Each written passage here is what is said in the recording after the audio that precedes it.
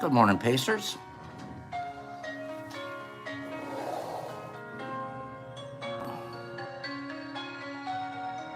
Good morning, everybody.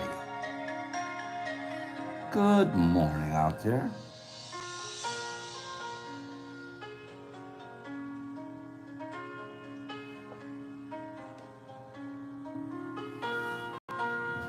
Good morning, Marmars.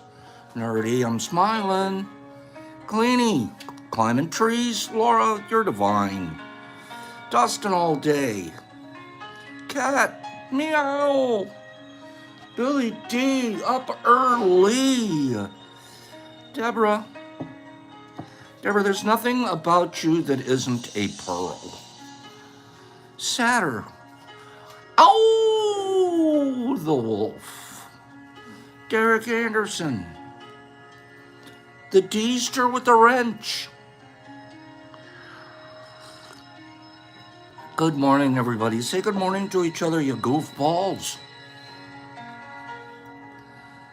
This is the give a hug, get a hug time. How's Brock do it? He does some kind of a hug dance. Okay, I'll do a hug dance. I'm doing it behind the scenes. I'm hug dancing all of you, including Neo Simplex. Neo, we just danced. Ghastly. Not even gruesome. Good morning, everybody. Is Jimmy all the way to the max? Hey, snap! Loving you. Sandy. We have Sandy giveaway. Sandy, get ready to do a giveaway this morning. I got your package. Beautiful stuff, my friend. You're going to do the first giveaway this morning. So, and I'll tell you guys what Sandy gave away after he gave it away. Safer stuff to ship lately. We've been ratcheting back on our risky shipping. This stuff isn't going to be too risky. Sandy, run a game, do something, and tell me who gets the first package. Okay? You handle that. Take care of business. Good morning, Carlotta. Sandy, take care of business. Get rid of this thing. Thank you, my friend. Wazzy, will you hug your wife for me? Hug wifey. There, Sandy's asking you guys to pick a number between 1 and 50. Sandy's running a game. He's gaming us all. Pick a number between 1 and 50, Sandy said. There you go. Pick those numbers. Sandy, are they allowed to pick more than one at one time? Or is that just me? Sandy will decide. Or maybe Mike Barball will decide. Who's deciding? Sandy. Oh, good morning, Summer Wheat. Most of you guys were really like, it's over! It's over! Kill it! Kill the game! Kill the game! It's over! Nothing's over until Pop says it's over. Okay, it's over. All right. Who won, Sandy? I'm going to show them what they won. Who won? Good morning. Derek Anderson? The Deester. I'm glad to see Derek win. Derek, you get to make a choice this morning. You ready? Ready for a Derek Anderson choice? Derek, Sandy, it seems like the camera's close. Am I supposed to be scrolled back or am I? No, it's no. I think my eyesight's going, guys. Okay, here it is. We're going to send, Derek Anderson has a choice. Derek Anderson, you have a choice this morning. Would you like us to send you, either way, you're getting a 10-pack of Pop Caps, 200 milligram supplements in here. We know what these are good for because we talk about microdosing here all the time. So we're going to get you a Thank you, JZ. I almost look right up there, right? Okay, so D, this is an automatic. Would you prefer a syringe of liquid culture, golden teacher? These are beautiful. They look so vibrant. You can have a syringe, golden teacher, easiest one out there to grow, or the Four Agreement books. Which do you want? You can have a Four Agreement book, or you can have a liquid culture golden teacher. And you're getting a 10-pack of caps. Which do you want, Mr. D? Oh, we make those choices tough around here, nerdy. Do you want to grow shrooms or do you want to grow spiritually? Oh, this is a tough one. Some people already have the book. Okay. Derek's going book. Derek's going book all day long, Pops. Okay. Derek, you don't need to send me your address. I have it in my memory. I have it memorized. Not really, but it's in my Rolodex. It's in my Rolodex. Derek Anderson, one book. We'll be mailing that out before the close of business today. Stick around. We're going to do 2 or 3 more of these. Actually, Sandy is. Oh, Sandy Higgs, you wouldn't believe how beautiful they're. I mean, you're talking about Campbell's. Looks like chicken soup inside these syringes. So hang in there, Sandy. Wait for a little bit, and we're going to have you do another giveaway. All good people say, yay, Sandy's doing the giveaway. Give me 5 people that are going, yay. Finally, it's not Pops every time. Yay, Sandy gets to give away his own liquid culture. Yay. Man, I was so tired of Pops giving away all that other stuff. Yay. Okay, Sandy, you say 8:30, I say 9:30. Some people say 7:30. Either way, it's a 30. So do another one at the 30. Okay, yay, Steven. Okay, I've got a human interest story this morning. Human interest story. I was like, you know what? I'm a little, I want to just look up something. Give me a current human interest story. A little content for tea. See if I can find something fun. Okay, so amorous couples. When I say an amorous couple, what do I mean? Nerdy knows. Deborah Pearl knows. People in Colorado know because they're really smart. An amorous couple means a couple that are like feeling amorous. A little lovey-dovey action going on there. Okay, no, Neo. Let's stick with just a mono-amorous for now. Okay? Satyrs, they're ready to hit it!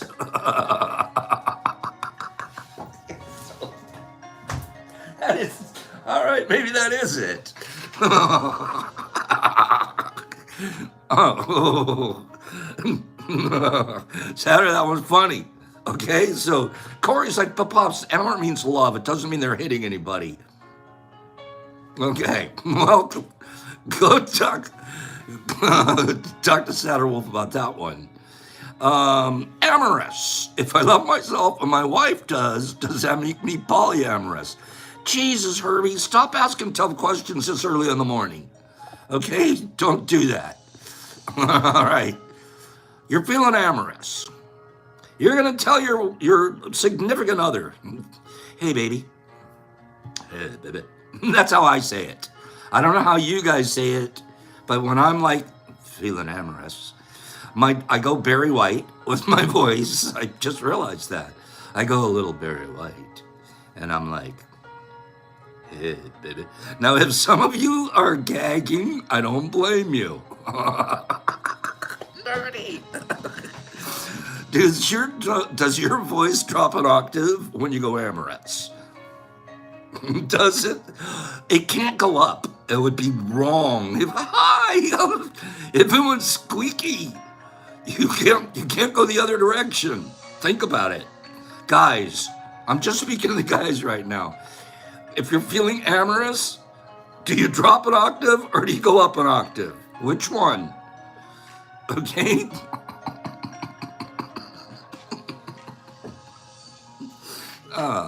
You're going Barry White. You're not going Barry Manilow. Okay? You're going straight Barry White. Forget that Art Garfunkel business. No, we're not doing Art Garfunkel if we're feeling amorous. That's when you're feeling lonely on a bridge somewhere. Okay? You don't go Michael Jackson. Okay? Okay, all right. So we're amorous now, right? Here we are. We've dropped octaves. We're taking our bitty out. Okay? We're trying to be smoother than Froggy here. Ew, that's creepy. Just like Pops. Okay, you can't impress the lady. No, Higgs. You gotta, no squeaky. Yeah, I gotta go, hey, baby. And you never, it's gotta be baby. You don't say baby. That's what you say to little fellows in a crib or something. Hey, what a cute little baby. All right, but if it's something you're working with, you hit, baby. Okay, big difference in the way I pronounce babies depending on my agenda. Okay, so here we go. Here we go. I'm an amorous guy. I've decided I want to take my baby out for an afternoon love drive. Okay, so we get in the car. We go to the local park. This park is, what a beautiful place it is. So we're gonna park and we're gonna pretend we're young again. Okay, so we start getting busy in the car. Let me give you an idea of what the background looks like, okay? Who wants to see the park? Give me 5 people. Give me 5 people that want to see the park. Let's go to the park. Give me 5 people. Benny's like, Pops, Ted's taking me. Okay? Who wants to see the park? Okay, it's a pretty place. Trust me, this is where I'm taking Benny. All right? All right. No. Don't get a bad idea. Here it is. Okay, here it is. It's a nice park. Nice park. Okay. Woo-wee. Look at this place. Background. Who's gonna probably be over here somewhere with baby. and it's surrounded with this beautiful lake, and hey, just the environment. Just the environment is gonna make me want to hang out there more. You see what I'm saying? Just being here makes me more baby than before we even got there. Now, you're busy. You're a youngster. Maybe the seats are pushed back. Maybe things are happening inside the car that haven't happened in a little while. Okay? Maybe it is Philadelphia. You're right. You're right, Herbs. Maybe you're okay. Here we are. You got to be sort of careful. Wait. Okay, because your amorous activities,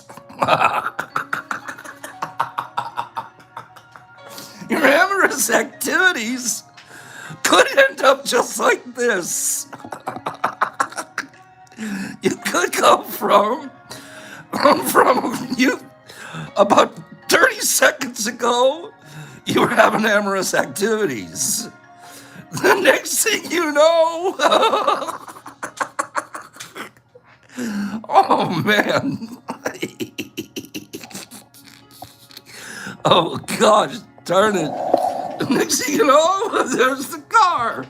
We're in the drink, okay? Stop being nasty with the whole wet thing. Let's just talk. An amorous couple's quality time took a strange turn after their car rolled into a river in Philadelphia. Ted's telling Penny, see, that's why we don't do it.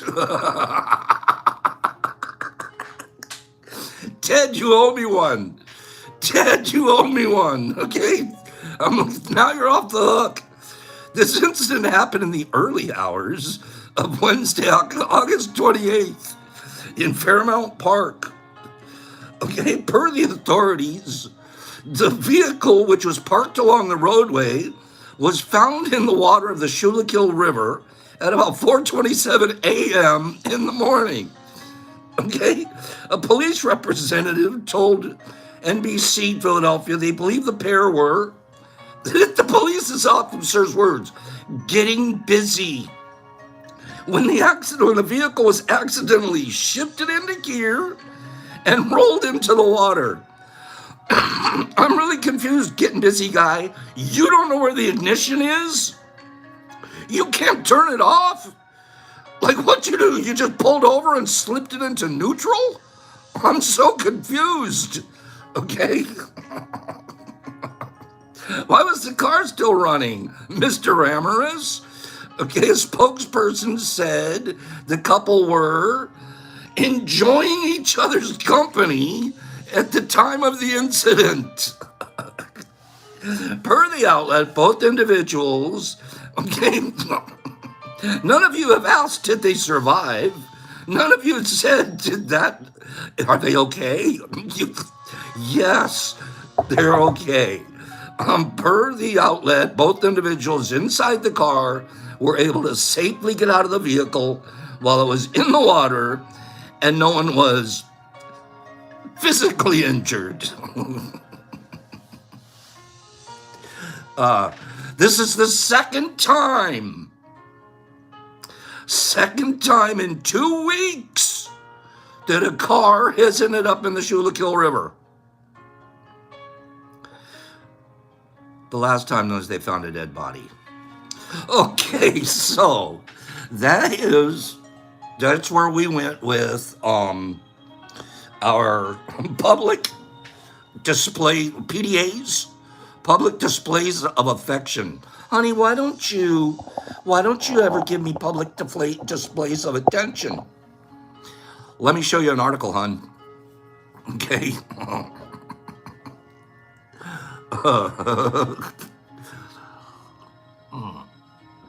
Okay, I thought that was absolutely hilarious, especially the part where you get to see the picture of the car being dragged back out of the river. Okay. Did anybody, give me 5 people that thought that was funny, besides Pops. Of course, Pops thought it was funny. Give me 5 people.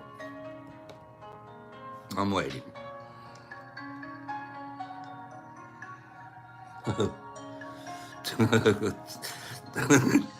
I just, it's a public service announcement. Please turn your car off if you're going to turn yourselves on. Okay? Bottom line. You could come up with a jingle in there somewhere, right? Enormous? You could come up with a jingle in there somewhere. Turn the car off before you turn yourselves on. Something like that, right? Right, baby? Okay. If you guys want to turn me off for today, you can. I wouldn't blame you. I would not blame you for 1 second. Oh, wait. Where's the rest?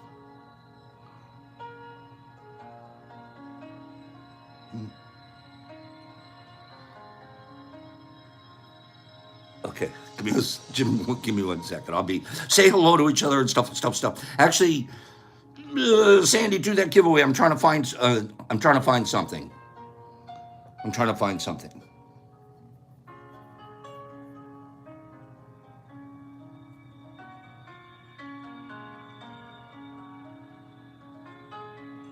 There we go.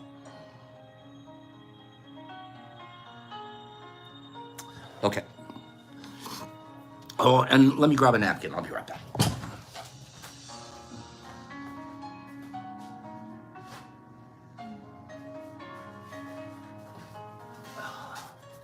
What a great morning. What a great morning. I love to start off with a big giggle. I love starting off our mornings a giggly wiggly woo. Okay? We're all adults here. All right? Where's the word chap come from? Hey, chap. We don't use it too much here. It's more of a European word, maybe. Chap. And then down in Australia, where JC is, I think they use mate more often. I wish we used mate. Mate's kind of cool. You know what I mean? We should call each other mate more often. But what if we called each other chap?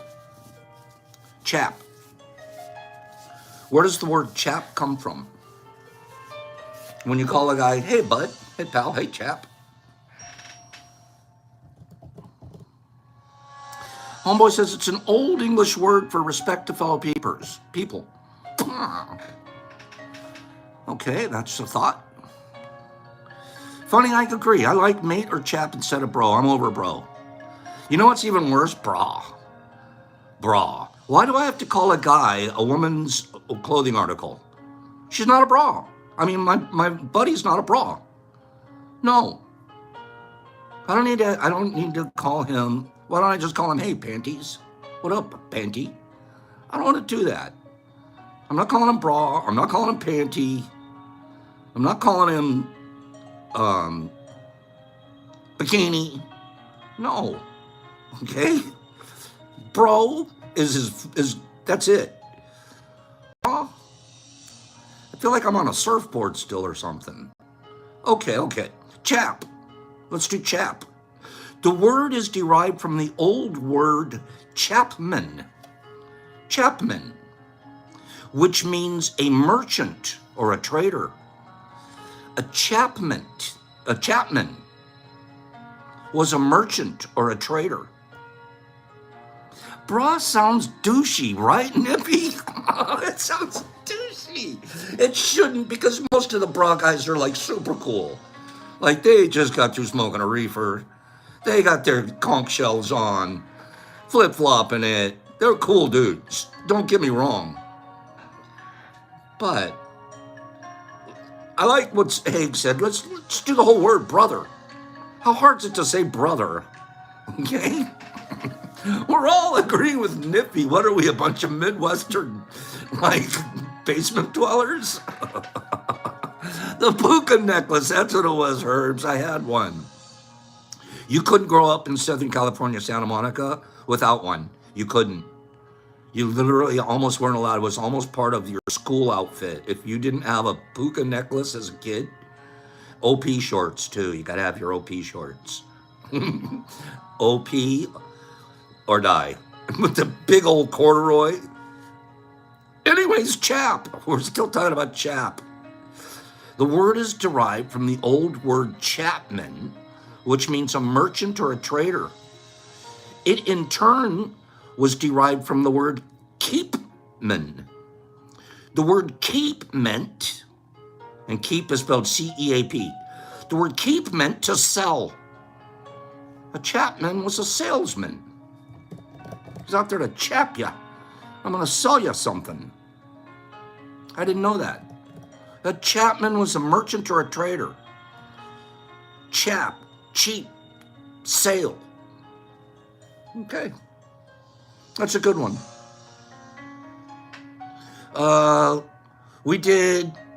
Let's do this one. Let's do this one. Everyone knows this one except for people that don't know anything about horses. What's it mean when you look a gift horse in the mouth? Gift horse in the mouth.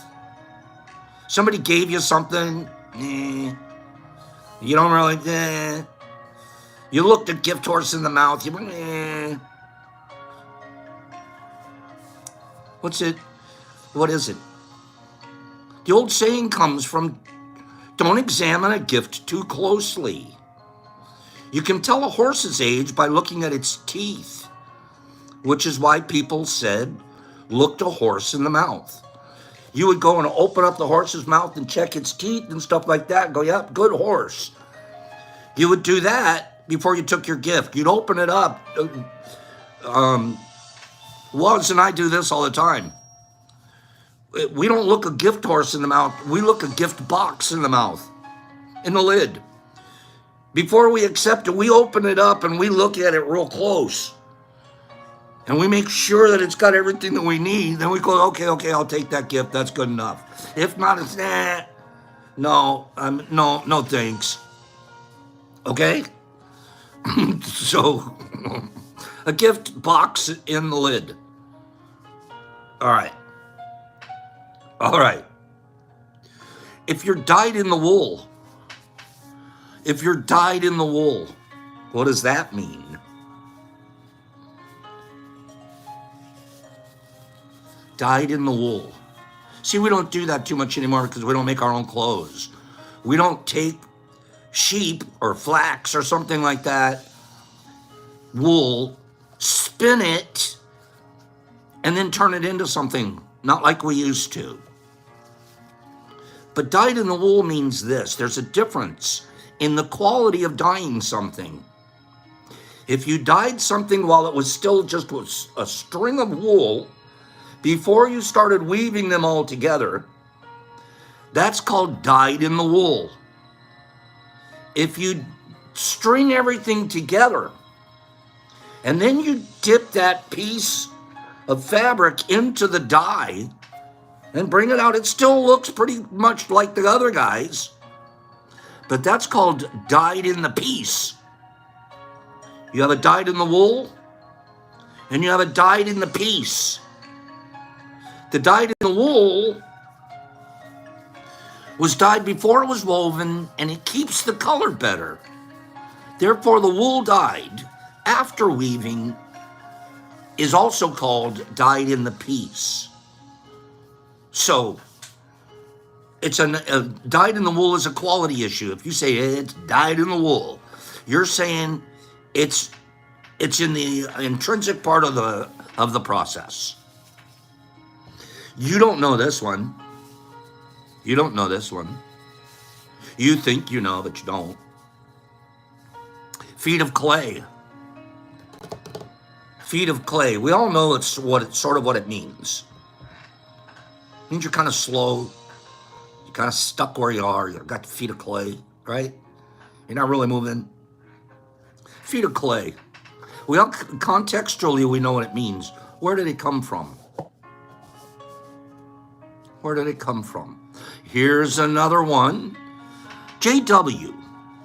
JW won? JW Owen? Is that who just won? JW Owen. Jay, I'll get right back to you as soon as I tell this story. JW Owen. Jay, be thinking, do you want a syringe of liquid culture, golden teacher? Or do you want me to send you a book of the 4 agreements? Either way, you're also going to get a 10-pack of caps. Get back to me in just a minute. I'm going to finish this story. This is another one of those ones that come from the Bible. Okay? Bible's chock full of information, of old stories that we've taken and turned into sayings.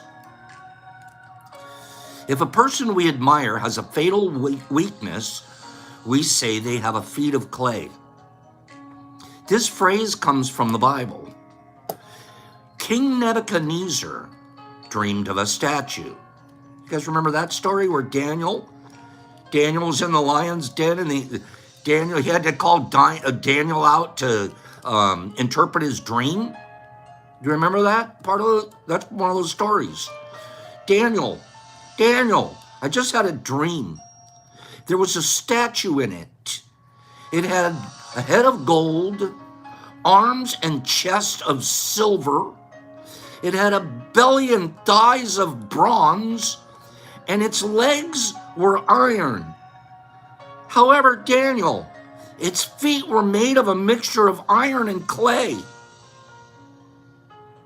In my dream, a rock hit the statue's feet, and the whole statue fell over and was broken.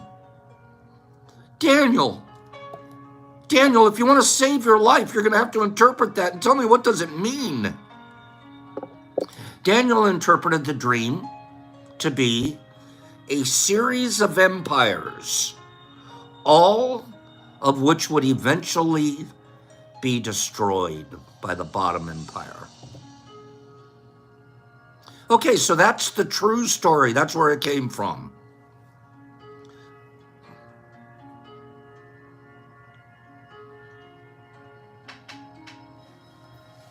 Gild the lily. Pop sort of does that with about half of his stories. Isn't that what I do? I gild the lily. What's it mean to gild the lily? When you add a little bit of extra that doesn't need to be there. You've taken a beautiful green lily plant and you've painted it gild gold. You've put glitter, you've golded up a lily. You're exaggerating, right, Billy D? You're adding a little something, something. You're gilding the lily. Where does that come from? Shakespeare. Shakespeare. Where is it? It comes from William Shakespeare, King John. To gild refined gold is the same thing as to paint a lily. It's wasteful and ridiculous excess. That's the actual quote. That's the actual quote. To gild refined gold, meaning to actually paint gold, refined gold, is as stupid as painting a lily. So says King John. Oh. Has anybody out there gone to pot? Anybody out there gone to pot lately? You feel like you're going to pot? Jeez, I'm going to pot, man. JC, not that kind of pot. Cleanie, I know what kind of pot you're thinking of. I'm not talking about that kind of pot right now. You're just like, man, I'm going to pot. Where the heck does this saying coming from? Eggs. I do it every morning, Pops. I'm pretty regular. Ew. Okay. How about when you're going to pot? Who knows where that saying came from? Besides Greenie. Any farm animal that has outlived its usefulness, need I say more? Need I say more? Any farm animal that has outlived its usefulness is going to pot. I didn't know that one. Such as a hen that no longer lays eggs. She's going to pot. She's going to get cooked and she's going to get eaten. Going to pot. I didn't know that one. I just thought it was kind of like you're falling apart, sort of. You know what I mean? Like, drooping a little bit. I had no idea. Cleanie was going to eat boil meat for dinner. Okay. Okay. The word goodbye. The word goodbye. See you later. Goodbye. Where's goodbye come from? It's an old Scottish word that they used whenever they would swing a shillelagh. And as soon as they hit somebody right over the top of the head, they would yell out, sort of with a Scottish accent, goodbye! And boom, the guy would go down, shillelagh knocked out. Probably never get back up. Who believes that story? Who thinks that's where goodbye came from? Is Pops telling the truth? Scottish shillelagh, goodbye!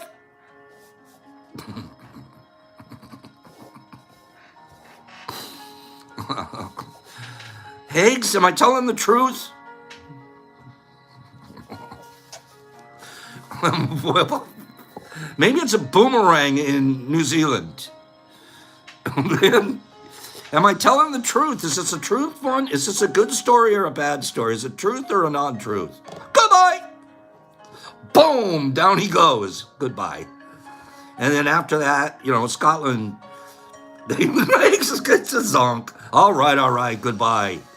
All right, it's not. Has nothing to do with Scotland. Has nothing to do with shillelagh. Even though it sounded really good. I played, that game. Has anybody ever played that game, Balderdash? Or one of those games where you read a word off of a card And you have to either read the definition or make up a definition on the spot. And everyone in the other team has to guess, are you telling the truth or are you lying? Has anybody ever played a game like that? I think we even called it bullshit. Has anybody ever played that? Where you read, and nobody's ever heard the word before, right?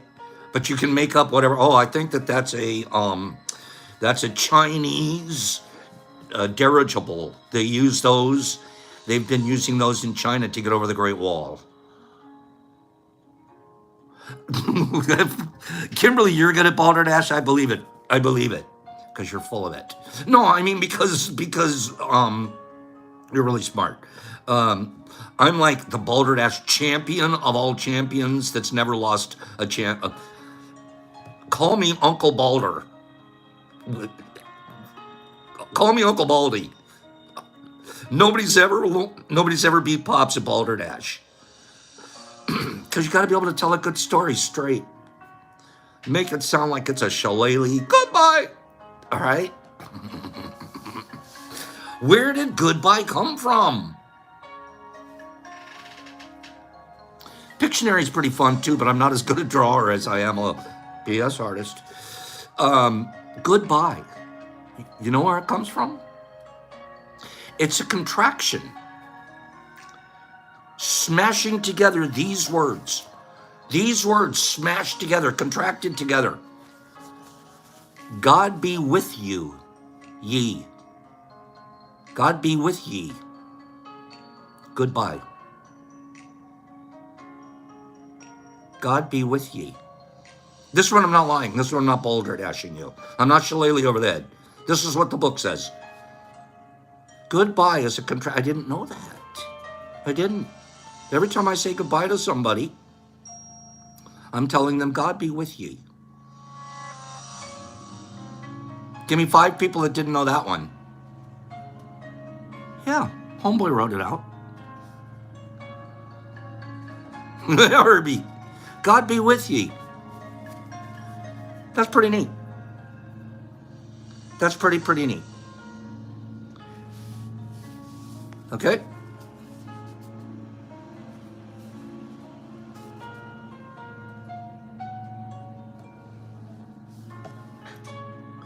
You ready for one final one? You ready for one final one? Kick the bucket. Kick the bucket. Where'd that one come from? You know, old Johnny, he kicked the bucket. Too bad. Kick the bucket usually means, boop, they're gone, right? They're out. They're probably going to go to a funeral because somebody kicked the bucket. I didn't know this one. Kicking the bucket. So here's where it comes from. When slaughtering a pig, you tie its back legs to a wooden beam. So it's basically hanging on a wooden beam. The beam in French is called a bouquet. Bucket. A bouquet. The beam in French is the bouquet. You got the pig hanging there from the bouquet. And as you slaughter it, it kicks the bouquet.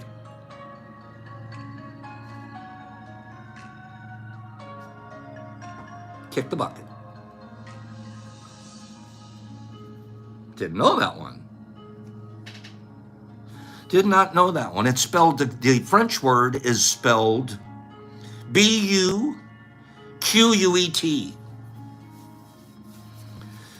Just keep coming back, kids. You're going to learn all kinds of neat and wonderful stuff here.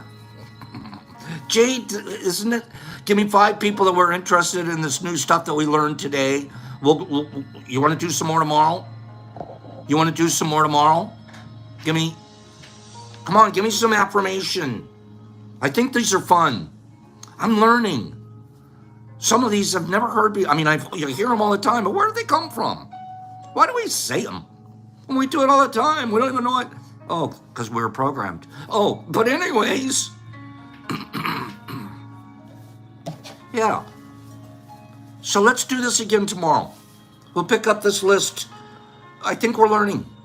We're learning all about kicking the bouquet here, okay? And Scottish shillelaghs, when you get hit over the top of the head, it has nothing to do with goodbye. Nothing. Let's, JW. JW, did you decide if you wanted a book or do you want the liquid culture syringe sent to you along with your packet of supplements? Which would you prefer? Mr. JW, we're waiting on you. Which would you like, youngster? I'm assuming he's younger than me. He went book. Well, let me see what he says. Liquid culture it is, JW. This is some good stuff. You're going to love it. It's going to bring life to things that haven't had life yet. Sterilized grain, boop, kink. And we'll talk about some of that next week. Liquid culture for JW. JW, I'm going to need you to send me your address. Send me your address, please, at thedetroitmushlab.net. That's our website. Scroll to the bottom of that website. There's a place to email me. Just hit that email thing. Send me your address. And I'll send this off to you, Mr. JW. Okay? Thank you. Thank you. Thank you. We'll do one more of something before we go here today. Let's dive back into our book, our practice volume. We're on page 20. Page 20, top of page 20. If you guys remembered, I told you to memorize the scripture. You're welcome. Do you remember I told you to memorize scripture 20, sentence number, page 20, sentence number 2?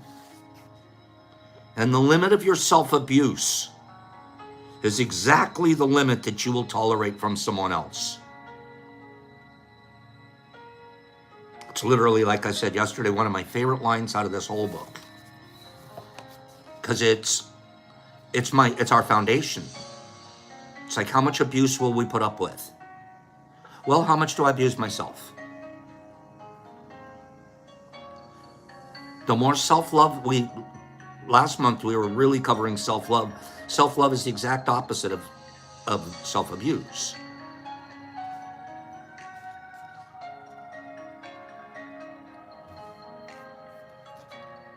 If we're around people that can't help but abuse us, we've drawn them to us.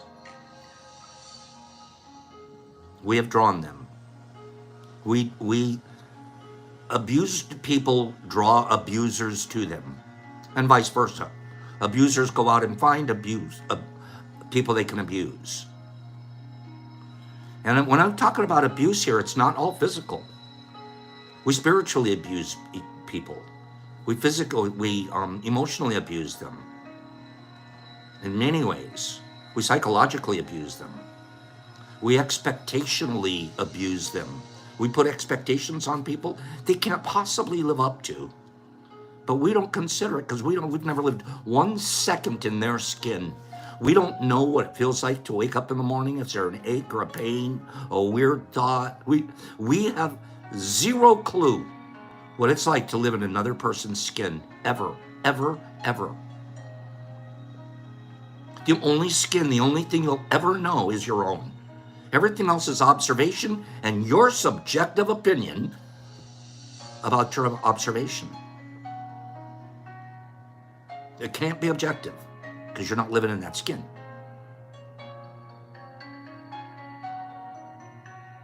Abusing ourselves is doing the exact opposite. We look around and we judge people.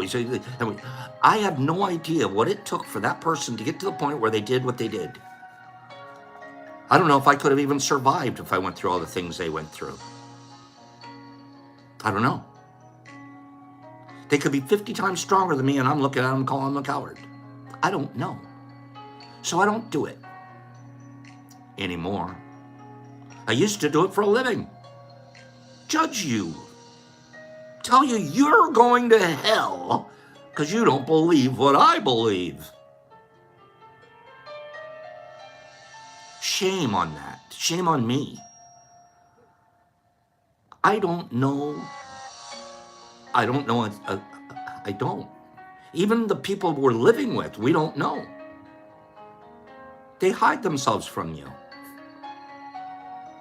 They're afraid of what you're going to think if they found out you're going to find out the truth about the person you're living with. You hide stuff from your mates, don't you? You keep secrets, don't you? You don't dive into full intimacy, do you? You have expectations of them instead of communications and an agreement. You just expect it. Well, I expect them to. That's abusive. Did you know that? When you expect somebody to do something, you're actually abusing. First, you're abusing yourself. You've got an expectation, you've got a resentment waiting to happen. I just planted a resentment inside myself. I wonder how abusive this is. I literally am planting a resentment right now by expecting Niffy to do something. And when she doesn't, oh boy. That's abusive. I abused myself before I even abused Niffy. Expectations are so abusive. I don't expect the painting on the wall to look different tomorrow. I like the painting on the wall. I bought it. I hung it on the wall. I don't expect to come home tomorrow and the ship that was out in the ocean is now crashed against the rocks in my picture. But I sure expect you to change if I bring you home. I don't expect anything else around me to change. I don't expect the deer to act different. I don't expect a lion to act different. But I expect you to know exactly what I need.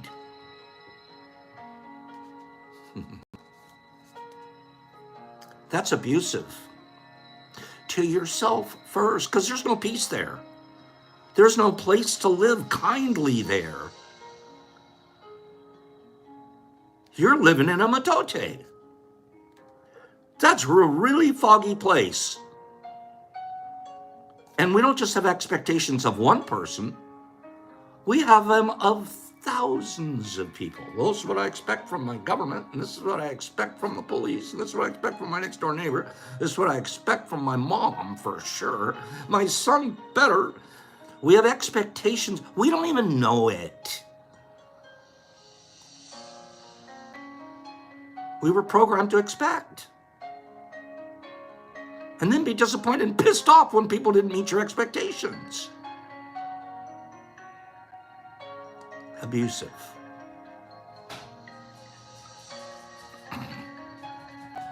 If you're living in the here and the now and being filled with love, there is very, very little chance or opportunity to abuse. I'm not worried about my past. I'm not pushing anybody about their future. I'm right here. I'm centered, and I just want to give. I want to be the kindest, best man I can be right this moment.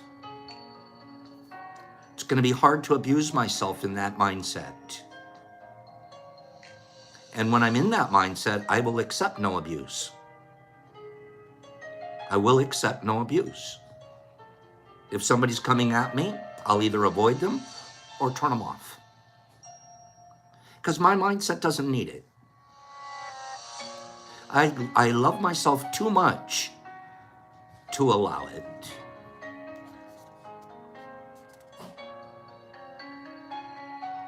If somebody abuses you a little more than you abuse yourself, you might walk away from that person. But if someone abuses you just a little less than you abuse yourself, you probably stay in the relationship and you tolerate it endlessly. After all, they're not abusing you as much as you abuse yourself.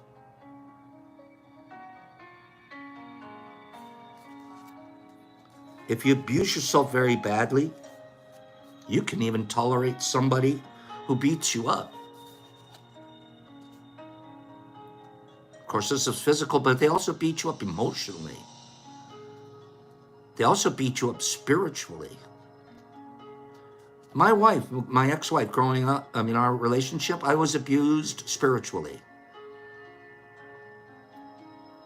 I really was. I was abused spiritually. I abused her back emotionally by withholding my intimacies because she would abuse me spiritually. How do you abuse someone spiritually? Maybe here's an example. Expect them to be holier than they are. Expect them not to look at cleavage because it's a sin. And then if they accidentally are watching Baywatch, because that's what was on back in the day, you call them all kinds of nasty names because they're some kind of a pervert. Because you have the issue with your own spirituality.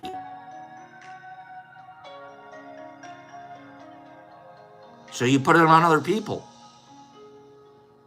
Your spiritual thoughts, usually religious, we push on other people. That's abuse. Instead of agree to agree.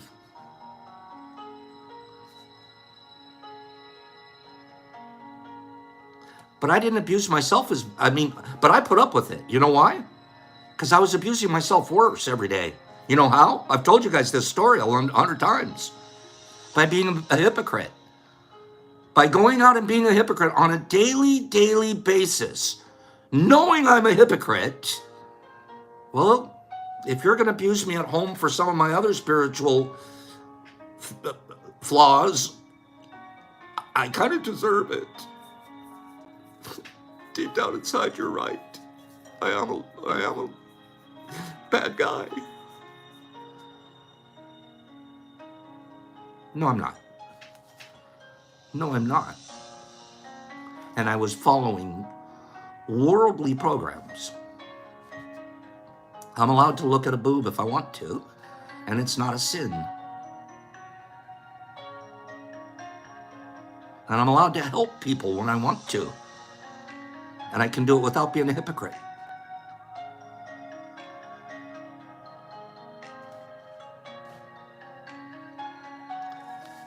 Why do we put up with abuse? Because in our belief system, the one we've been taught, we were taught we deserve it. You kind of deserve to be abused. After all, look at you. After all, you really aren't even meeting your own expectations, are you?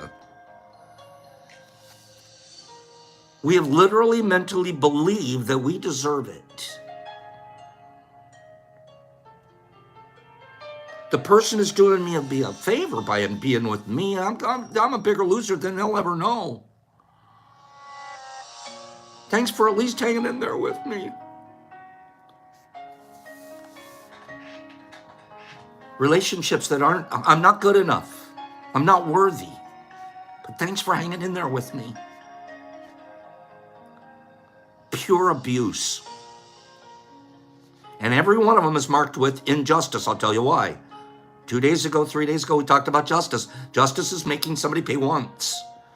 Do abusers make somebody pay once? When you're abusing yourself, quick question, looking for an answer. When you're abusing yourself, do you make yourself pay just once? My head's still hitting the wall. You're an idiot. Boom, what a loser. When you're abusing yourself, you don't even make yourself pay just once. You pay over and over and over and over and over till you're sick mentally. Yeah, Vegas, you pay your entire life. That's a matote. That's really foggy. That's a place but you're never going to see anything very clearly. We have this need to be accepted and to be loved by others, but we cannot accept and love ourselves.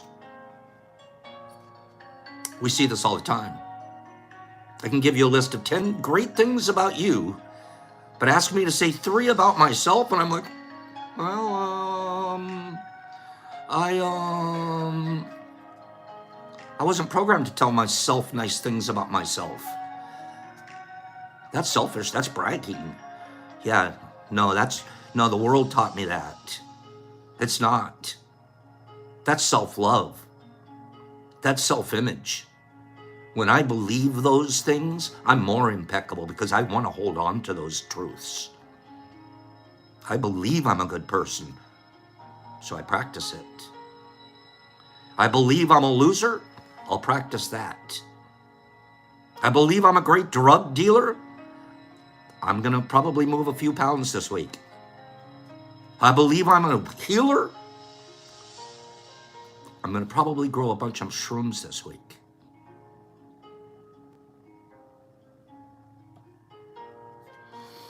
The more self-love we have, the less we will experience self-abuse. Self-abuse comes from self-rejection, and self-rejection comes from having an image of what's perfect and never measuring up to it. It's one of our biggest flaws.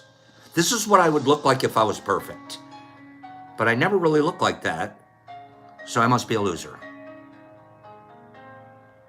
Well, maybe the image was wrong in the first place, idiot. Maybe you weren't supposed to have an image of something you were supposed to look like. Why don't you just be what you are?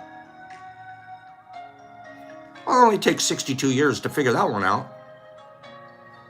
But I'm supposed to look like this.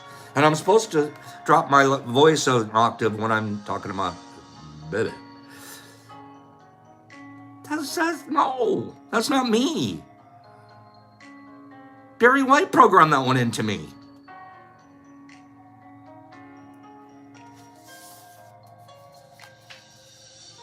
Our image of perfection is the reason we reject ourselves. It's why we don't accept ourselves the way we are. And then, of course, if you can't accept yourself the way you are, you're not accepting other people the way they are. You're filled with expectations, emotional programs that can't be fulfilled.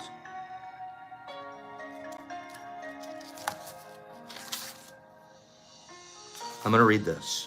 There are thousands of agreements you have made with yourself, with other people, with your dream of life, with God, with society, with your parents, your spouse, your children. But the most important agreements that you've made are those that you've made with yourself. In these agreements, you tell yourself who you are. You tell yourself what you feel, what you believe, how to behave. The result is your personality. In these agreements, you say, this is what I am. This is what I believe. I can do certain things. And there's other things I can't do. This is reality. The other things that I can't do, those are a fantasy. Those are an image I shouldn't have ever had. The Matote of the world planted that image in me. One single agreement is not a problem. But we have so many agreements. So many agreements. We can literally take apart everything we do and find out that it's based off of some programmed agreement. We have agreements that make us suffer. We have agreements that make us fail in life. You'll always be a failure because you don't meet that image. So there you go. Give up now. What's the point? I don't want you to give up. I want you to throw that goddamn image away. Nobody loves the image. Least of all you.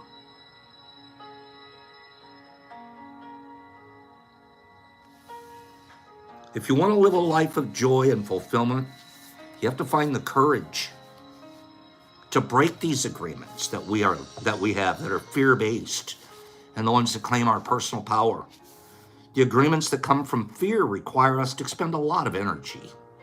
But the agreements that come from love, they actually help us conserve energy.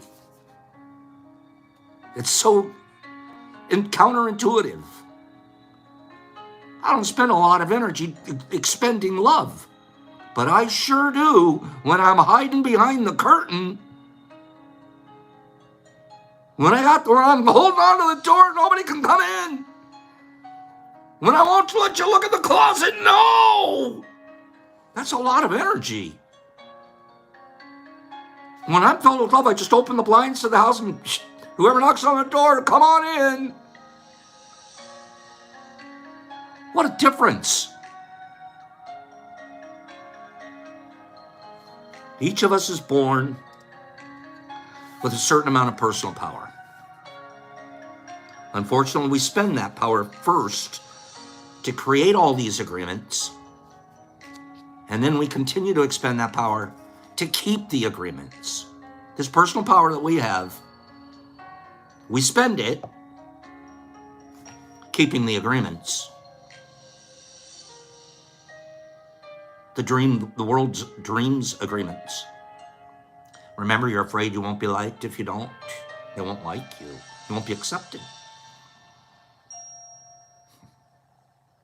Our personal power is dissipated by all the agreements that we've created.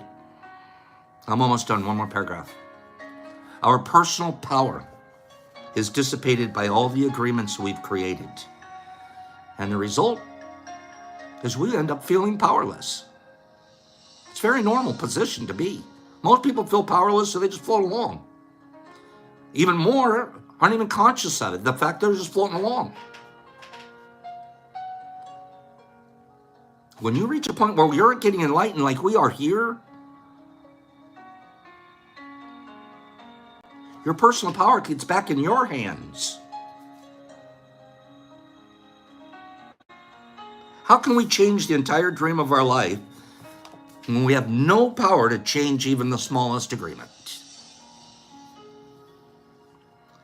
If we can see that it's our agreements which rule our lives, and that we don't like the dream of our life, we can change the agreements. Once you get to that was this whole foundation. Where all of this, everything, when we're in this place that isn't working, it's because you're basing all of your behaviors and personalities, everything's based off of the agreements of the world. You reach the point where you go, man, I'm just doing agreements of the world, and I'm miserable. I gotta tell you, this ain't working for me. I'm barely getting through the day. I pay a bill and I gotta pay another one tomorrow. I'm miserable. Change your agreements. There are 4 very powerful agreements that will break all of these other agreements. All of these other agreements come from fear, and they deplete our energy. The agreements that we're going to come up to are not based on fear. They're based on love.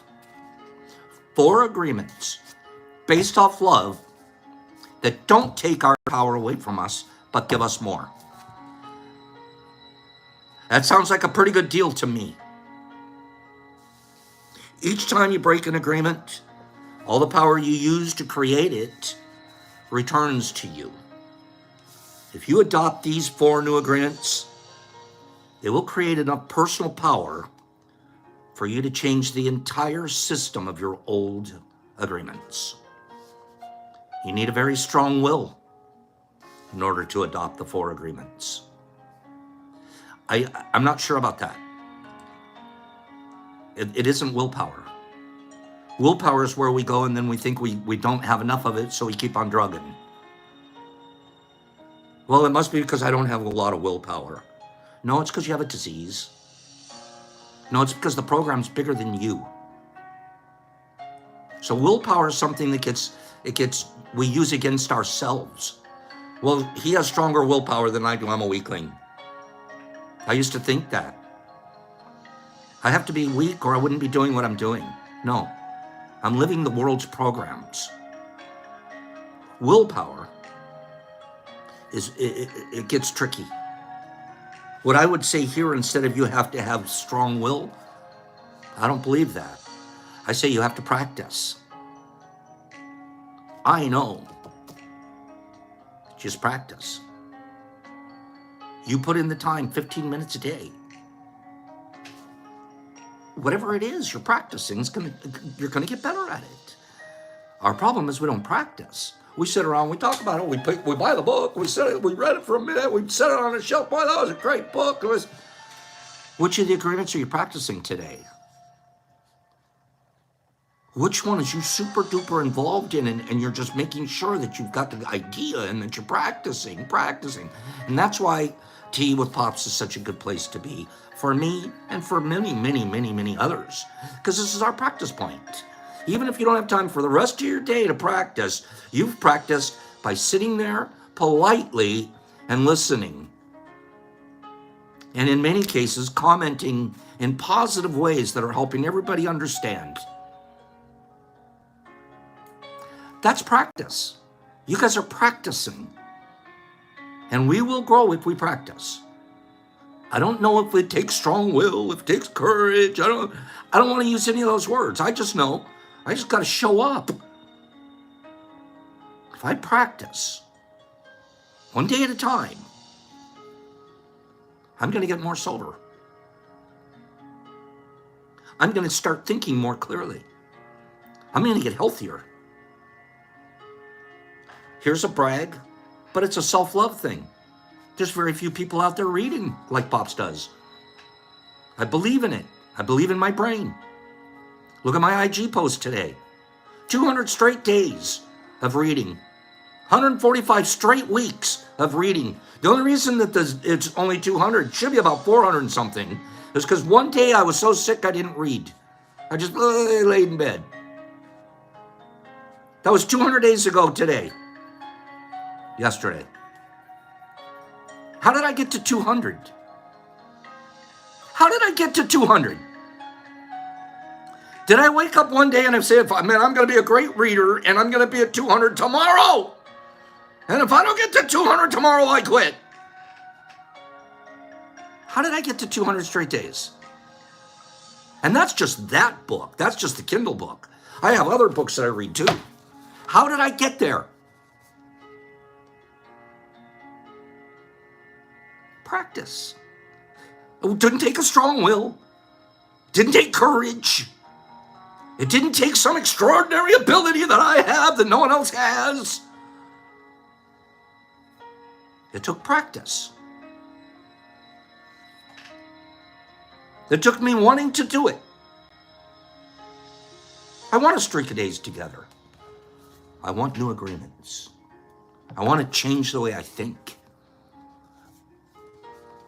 I want to stop living this crap world and live a world that's filled with goodness and kindness. And I don't care if I'm the only one doing it. That's not my job. Count how many of us there are. What I do know is that love grows. There will be more. And I'm looking at our channel and going, there's more.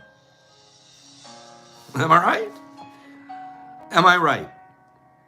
Because we practice. So you need to be very strong to adopt the 4 agreements. You got to practice.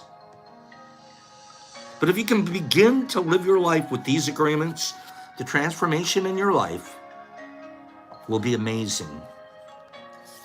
You will see the drama of hell disappear right before your eyes. Poof.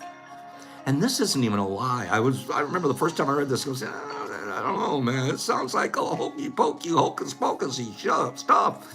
And I started practicing it because it sounded right, especially the Be Impeccable, our next page, our opening chapter. I always wanted to be impeccable. I didn't want to be a hypocrite.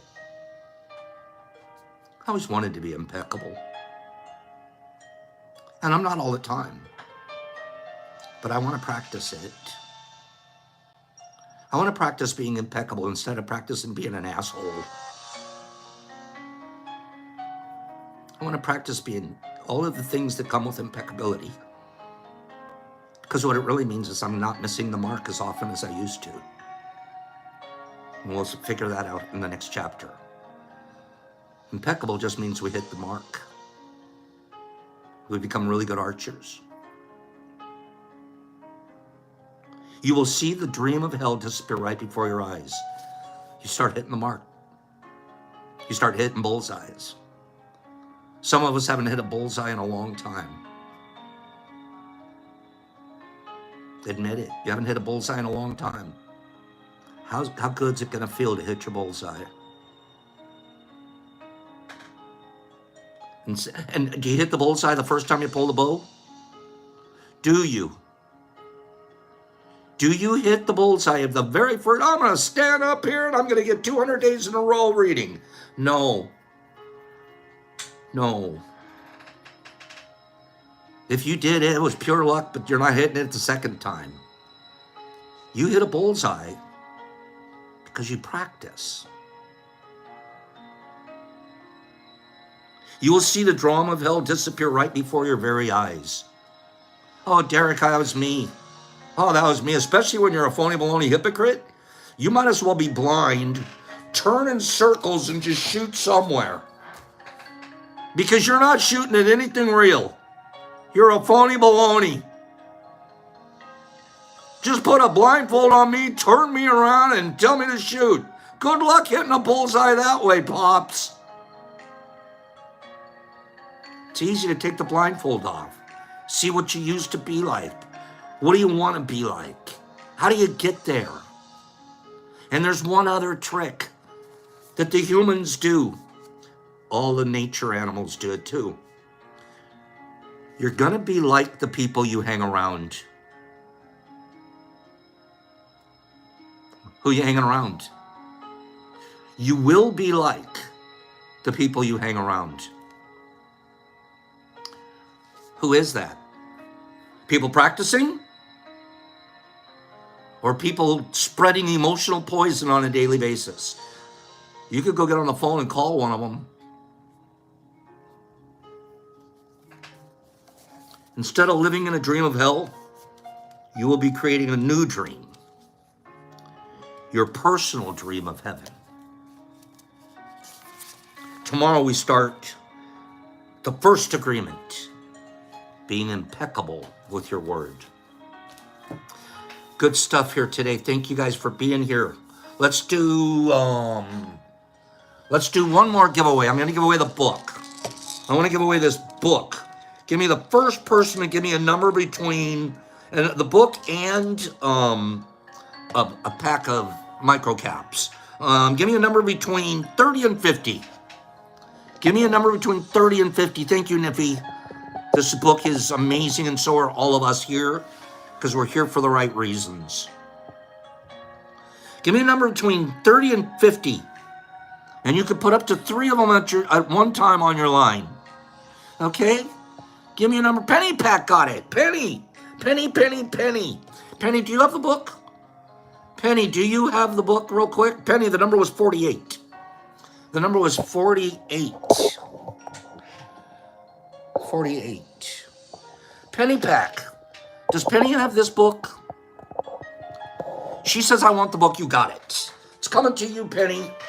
I'll get this book off to you and a pack of microcaps to you, too. And I think that's a good one for to have it because Penny's here every day. Penny's going to practice. We already know, but I'm not making it an expectation. It's just I know. I just know. All right? Penny.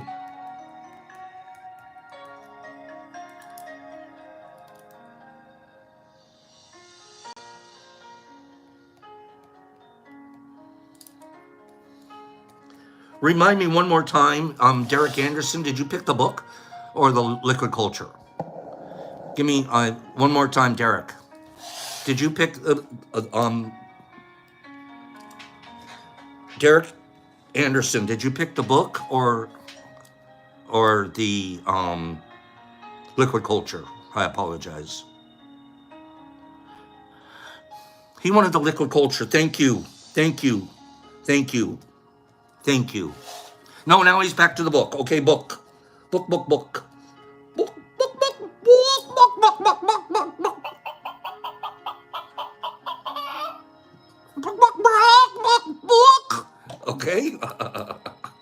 Derek Anderson will send you a book. Penny's getting a book. And J.W. Owen has to send me his address. And remind me, J.W. Owen, does he get the LC or the book? Okay? So J.W. Owen, remind me when you send me your address, remind me which one you wanted. Okay? Thank you guys for being here today. I think we had, J.W. wanted the LC. Thank you guys. Thank you guys. Okay. Man, are we having a good time here? Boy, we laugh hard in the morning. And then we learn stuff together. And then we try to grow emotionally and spiritually and cleanse ourselves of all that crap that the world gives us, the matote. We blow a little fog out here, don't we? We blow a little fog out. And we fill it back up with goodness and kindness and new agreements. And it's going to be really simple. There's only 4 of them. And they're going to be super easy to follow. The easier something is, the easier it's going to be to practice. Okay, thank you, J.W. Owen. I will see you guys here tomorrow. Let me know tomorrow. We'll talk about this tomorrow. If you want a show on Monday, Labor Day. If you want Brock to do Labor Day or not. If you guys want to take the day off, that's okay too. If you want him to do Labor Day, I'll talk him into it. Okay? So let us know. We'll talk about that tomorrow. Have a great day, you guys. Thank you, every single one of you, for being here and being kind to each other while you're here. It is a very attractive thing that you guys do. And I hear it from everywhere about what a neat group. And it's because of how you treat each other here. And I can't do anything but thank you guys for acting like that while you're here. Kimberly, Billy D, Hip, and Melody Dawn, and D. Anderson, and Herbs, and Sandy. Yes, yes, yes. I've got the chocolates. We're going to give those away tomorrow. Dustin, Pacers, Shiny, thank you. Homeboy, J.W. Owen, thank you. D. Anderson, rippling like a tsunami, Kim. We've never stopped, have we? You and I, we go way back, you rippler. Good morning, Marcus Doc. Alkimos, good morning, thank you. Billy D and Sandman, and one joke. If I put 2 strings on Agar, if it grows, can I put it? It's not a good idea. One's gonna win. There's always a war, and only one wins. So it just let one have the win by letting them have them all the space. Melody Dawn, Deborah Pearl, Dustin, it is. Laura, have a divine day. Nipper, blow up that matote. I like that. Mike Barabal, Shawnee P, Clean Grow, and Homeboy. Vegas, have a wonderful day, doll. Kimberly, Herbie, Cat Meow, Zilla, Nerdy, smiling all the way. Mr. Marmar, Sandy, thank you. Duck Sauce, Homeboy, Nerd Nature, Jimmy Max, Nipper Mama, JC, and in Australia, Shiny, Melody Dawn, and Hip Kitty, there you are. Mike Barabal and Mr. Phillips, hey, Mr. P, Mr. Marmars. Alkimosa, Sandman, Dustin, R&R, Shrooms, make 'em smile.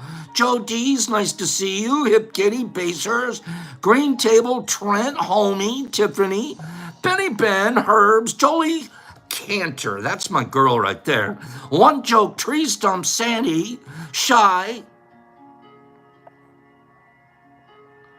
There you go, Sandy's telling you. Jesus Christ, Ismael Barraza Villegas, Penny, Justin, he's okay. Dustin Page, Pidgey Page, lovely Lewis, he is. Homeboy, Mike Shanti, Hip Kitty, Jesus Christ in Australia, Mike Ball. Okay, Sandy, you got that then. Duck Sauce, The Waz, Shiny, Satter Wolf, Christopher Larson, Sandy, Pennypack, Mr. Marmar's home. Am I going to catch up? One Joke, Jesus Christ, Neo Simplex, Greeny, Eggs, have a beautiful day. Give moms a big hug from me, please, and the little grandson. What a doll. Mike Barabal, D. Anderson, Alkimosa, Eva, thank you for being here. Hip Kitty, give it away because you can't keep it. Jesus Christ and Homeboy, Pops, peace, kindness, and practice. See you guys here tomorrow.